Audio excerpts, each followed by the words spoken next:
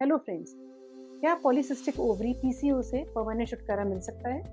आज मैं अपने इस वीडियो में आपको 3 ऐसे लाइफस्टाइल चेंजेस बताने वाली हूँ जिनसे आप परमानेंटली पीसीओ से फ्री हो सकते हैं। हम लोग एक बार अपनी नॉलेज को रिफ्रेश कर लेते हैं। मैंने जैसे आपको अपने बाकी वीडियोज़ में बताया है, पॉलीसिस्टिक ओवरी होता है इंसुलिन रेजिस्टेंस से।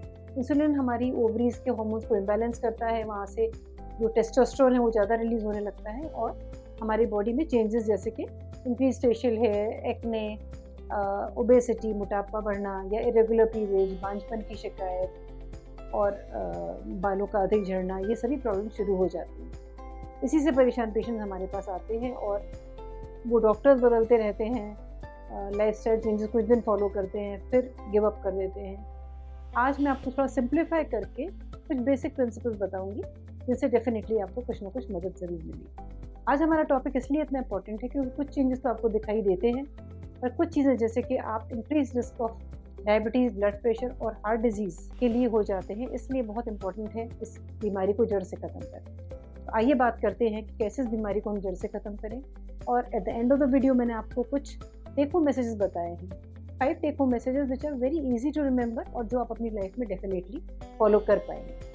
आइए आगे समझते हैं ऐसे क्या 3 लाइफस्टाइल चेंजेस हैं। मैं हूं doctor Jyoti Mishra, gynaecologist and laparoscopic surgeon, talking to you about 3 lifestyle changes to correct PCO. First thing I want to talk about is diet.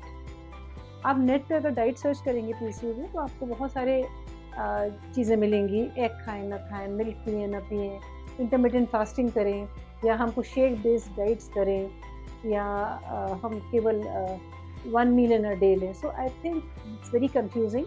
मैं आपको थोड़े से बेसिक फंडामेंटल साइंटिफिक नॉलेज दूंगी, जो प्लेटफॉर्म बनेगा उसके ऊपर आप अपनी सिचुएशन के हिसाब से अपने मील प्लान बना सकते हैं। फूड आइटम्स को 3 मेन कैटेगरीज में डिवाइड किया गया है। One is body building foods, जो कि प्रोटीन्स और कुछ विटामिन मिनरल्स हैं। प्रोटीन हमारे सेल्स के बनने में, हमारी एंजाइम्स के फंक्शन करने में हेल्प करते हैं। सेकेंड कैटेगरी है एनर्जी गिविंग फूड्स, जिसमें सारे कार्बोहाइड्रेट्स और फैट्स भी हैं। और थर्ड है प्रोटेक्टिव फूड, जो हमको बीमारियों से बचाते हैं, जैसे कि विटामिन, मिनरल्स एंड एंटीऑक्सीडेंट्स। तो हमारा सारा खाना इन्हीं 3 कैटेगरीज में आता है। नाउ लेट अस अंडरस्टैंड हमारे खाने में प्रपोर्शन क्या होता है और हमें पीसीओ में क्या रखना चाहिए। आप बहुत सुनते हैं कैलोरीज कम करो, लो कैलोरी फूड खाएं। हर खाने में हम लोग देख रहे होते हैं कैलोरीज कितनी है। तो what is the concept of calories, आपको कितनी ज़रूरत है और कितना हम कैसे उसको अचीव करें। एक एडल्ट वुमेन जो कि मॉडरेट वर्क करती है, जैसे फॉर एग्जाम्पल ए टीचर या होम मेकर्स जो घर में काफ़ी काम खुद ही करते हैं, उनको हम मॉडरेट वर्कर्स कह सकते हैं। उनका requirement is about 2000 kilo calories per day. PCO में हमको थोड़ा सा नेगेटिव बैलेंस क्रिएट करना है, जिससे कि आपके बॉडी स्टोर्स की कैलोरीज बर्न हो, जिससे कि आपका वेट लॉस हो और आपकी ओवरऑल इंटरनल मेटाबॉलिज्म ठीक हो। उसके लिए हमें पीसीओ को 1200 किलो कैलोरीज का हमारा रिक्वायरमेंट है। हमारी डाइट में अक्सर कार्बोहाइड्रेट 50 to 60% होता है, प्रोटीन्स अबाउट 30% होते हैं और बाकी बचा हुआ फैट होता है। हमें थोड़ा सा प्रपोर्शन चेंज करना है, हमको प्रोटीन्स को बढ़ाना है, कार्बोहाइड्रेट फैट्स को कम करना है। पर रिमेंबर, हमको कुछ भी टोटली एलिमिनेट नहीं करना है, because carbohydrates are energy giving food items और कुछ फैट्स ऐसे हैं जिनकी प्रेजेंस में ही vitamin A, D, vitamin E and vitamin K absorb होते हैं। तो फैट्स को भी हमको टोटली नहीं हटाना है। Definitely we need to focus on proteins. So let us talk about each food item one by one. We'll start with carbohydrates. Carbohydrates में आते हैं cereals, legumes, pulses, दालें हमारी, चावल, आटा, ये सब आते हैं कार्बोहाइड्रेट्स। कार्बोहाइड्रेट्स में हमको ध्यान देना है कि कौन से ऐसे कार्बोहाइड्रेट्स हैं जो कि हमारे शरीर के लिए खराब हैं। खराब मीन्स जो कि हमारी बॉडी में जाने के बाद इमीडिएटली एब्जॉर्ब होकर बहुत सारा ग्लूकोज रिलीज करते हैं। उस ग्लूकोज को फाइट करने के लिए इमीडिएटली एक बड़ा अमाउंट ऑफ इंसुलिन रिलीज होता है, and this insulin we know is the culprit हमारे पीसीओ पेशेंट्स में। तो अगर हम कहते हैं ग्लाइसीमिक इंडेक्स, मतलब हाई ग्लाइसीमिक इंडेक्स जहां हमने थोड़ा खाना खाया और बहुत सारा ग्लूकोज बन गया। लो ग्लाइसीमिक इंडेक्स जहां वही खाना खाने से धीरे धीरे ग्लूकोज रिलीज होता है। तो जो फूड्स रिच हैं हाई ग्लाइसीमिया में, हाई ग्लाइसीमिक इंडेक्स में, they are like white rice, sugars, सारी शुगर्स, और जो रिफाइंड फ्लोर्स है जैसे कि मैदा से बनी हुई पास्ता, पिज़्ज़ाज, नूडल्स, ये सब हमको अपने खाने से अवॉइड करना है। जिनका लो ग्लाइसेमिक इंडेक्स जो धीरे धीरे ग्लूकोज रिलीज करते हैं, वो हैं ब्राउन राइस और होल फूड्स और मिलेट्स मतलब ज्वार, बाजरा, रागी। अपने खाने में इनको जितना हो सके उतना शामिल कीजिए।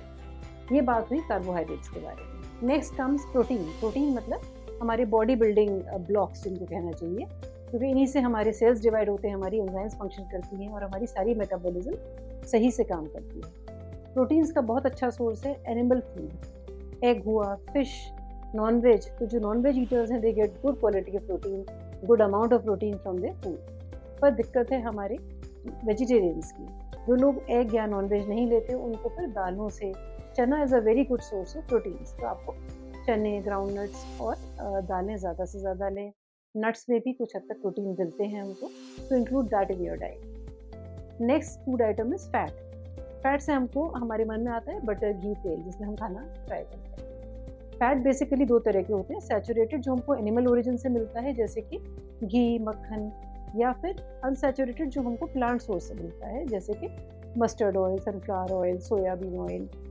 इसमें हमारी बॉडी के लिए ज़्यादा अच्छे हैं unsaturated fats, except plant sources में, except coconut oil, all others are unsaturated fats are good for your health. But अलग अलग पार्ट्स ऑफ कंट्री में डिफरेंट ऑयल्स यूज होते हैं, people are healthy there also. तो एक बॉटम लाइन आपको जो मैसेज है that is keep changing your oils. एक ही तरह का ऑयल जिंदगी भर ना खाएं। इवन डिफरेंट मील्स में आप लंच में कोई और ऑयल यूज़ कर सकते हैं, शाम को कोई और ऑयल। अब हम बात करते हैं जनरल फूड की। आपसे सब यही कहते हैं कि फ्रूट्स खाइए, वेजिटेबल्स खाइए। इनमें ऐसा क्या है? Fruits, vegetables and nuts they are rich sources of vitamin, minerals. जो कलर्ड सब्जियां हैं, जैसे कि आप सब्जियों में कॉम्बिनेशंस ले सकते हैं डिफरेंट कलर्स के, so each one is giving you a different vitamin and mineral. Similarly fruits में भी आप अलग अलग जो डार्क कलर के फ्रूट्स हैं वो चूज़ कीजिए और डिफरेंट कलर्स के फ्रूट्स चूज़ कीजिए। डेफिनेटली उसमें अलग अलग तरह के विटामिन एंड मिनरल्स हैं।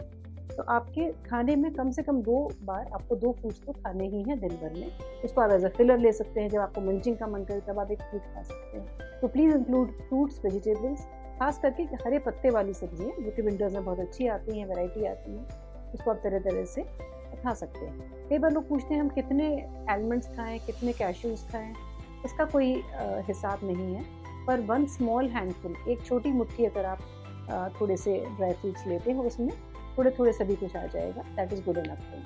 पर अभी हम बात कर रहे हैं पीसीओ के बारे में, तो यहाँ हमको वेट लॉस प्रोग्राम में जाना है। इसलिए आपको जो कुछ फ्रूट्स अवॉइड करने चाहिए इस समय, जैसे excess of mangoes, daily eating bananas, इस तरह के फ्रूट्स जो बहुत मीठे होते हैं, चीकू, ये थोड़ा सा वेट गेन कराएंगे। तो हाई वाटर कंटेंट के फ्रूट्स हैं जैसे कि मौसमी, संतरा, वाटरमेलन, तरबूज, ये आपके लिए अच्छे हैं। इसका आप गुड अमाउंट भी खाएंगे, आपको फीलिंग भी लगेगी कि मैंने बाउल फुल खाया, और that will help you in weight reduction. अभी हमने खाने के बारे में काफ़ी बात करी, that was point 1। Second lifestyle change which I want you all to do is exercise.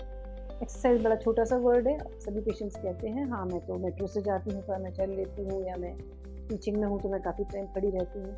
But exercise हमको वो करनी है जो हमको पसीना दिलाए। Exercise means brisk exercise at least for 45 minutes. अगर वेट लॉस करना है तो 45 मिनट से कम में कुछ नहीं है। और सबसे इम्पॉर्टेंट है कंसिस्टेंसी।